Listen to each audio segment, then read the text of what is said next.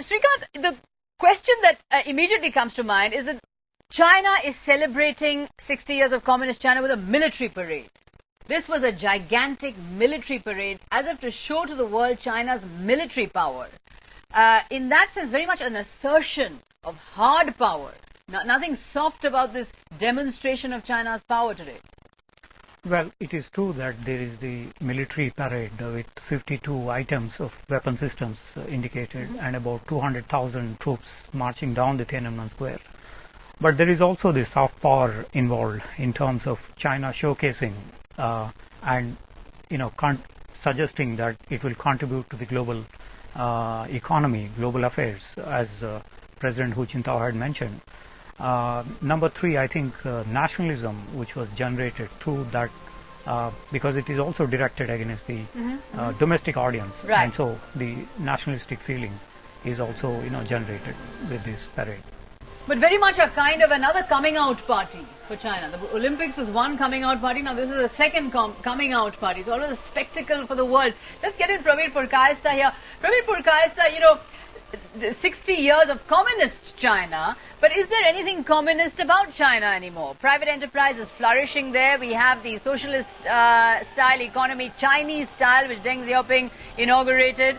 The economy is growing, the fastest, one of the three fastest growing economies in the world. Should we be celebrating 60 years of communist China, or should we be celebrating 60 years of China? Well, let's put it this way, that you have the Communist Party, which has certainly helped modernizing China, building a huge infrastructure, removing poverty. Also, if you look at inequality, certainly Chinese society is far more equal today than it was before they took over. Yes, there are directions it is taking, which I would say are things which we have to watch.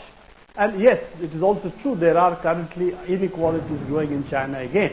But if you take the balance sheet of 60 years, you will have to conclude that the Chinese Communist Party has done a pretty good job. But 40 million farmers displaced from land, 87,000 demonstrations and riots across China in 2005. Every Chinese person who the BBC spoke to asking, what would you like to see in the next 60 years, said democracy. We're thirsting for democracy. So then, does China remain a repudiation then that socialism and communism does create a free society? Because everyone there in China seems to be thirsting for freedom. Well, I wouldn't like to go by what the BBC has supposedly said or not said.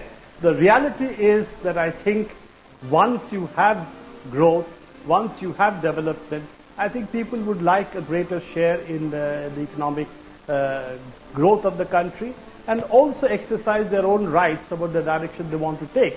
So I would say yes, obviously, that a part of the growth is also the fact that there will be also democratic growth in the future.